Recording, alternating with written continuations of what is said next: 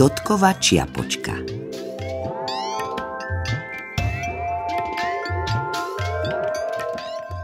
Dotko dostal od deduška čiapku.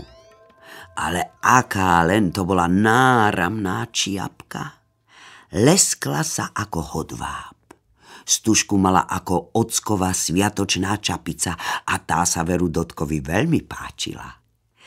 Hladkal malý Dodo malou rúčkou peknučkú čiapku. Deduško, ja si v nej výjdem von.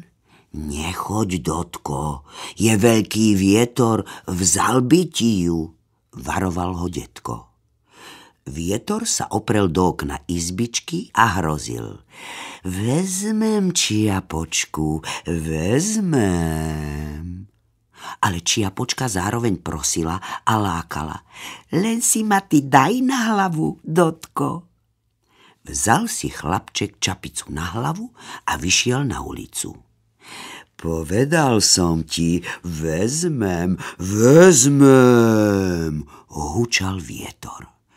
Zakrútil sa a čiapku Dotkovi uchmatol. Uháňal s ňou po ceste ako splašený. Jaj, nariekal Dotko, moja čiapka!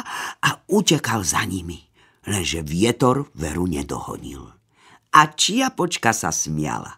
Tešilo ju, ako môže s vetrom uháňať. Ale ten ju po chvíli zmietol do priekopy. Práve tam hrabala sliepočka Perlička. To je pekná čiapočka, povedala si. Donesiem ju psíčkovi Orieškovi, veď má dnes narodeniny. Schytila čiapku do zobáka a utekala s ňou domov. Pozdĺž múra domu si hrdo vykračoval Oriešok, veď mal dnes narodeniny.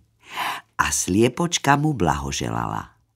Roztomilý kamarát, nech nepoznáš, čo je hlad, nepoznáš strach, žiadnu zlobu. No a tuná na ozdobu čiapočku ti darujem na pamiatku v slávny deň. Oriešok mal z čapice veľkú radosť. Hneď si ju nasadil na hlavu. Pristane mi? Pýtal sa sliepočky. Veľmi ti pristane, chválila ho Perlička. Oriešok sa v tej slávnostnej chvíli chcel vidieť na vlastné oči.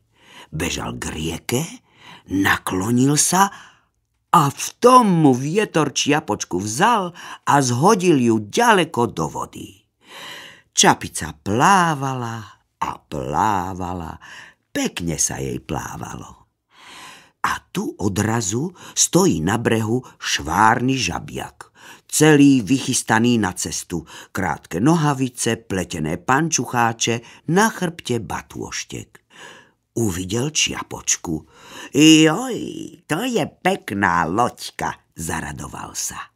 Odtrhol si trstené steblo a hop, skočil rovno doprostred čapice s úmyslom plaviť sa v nej až do mora.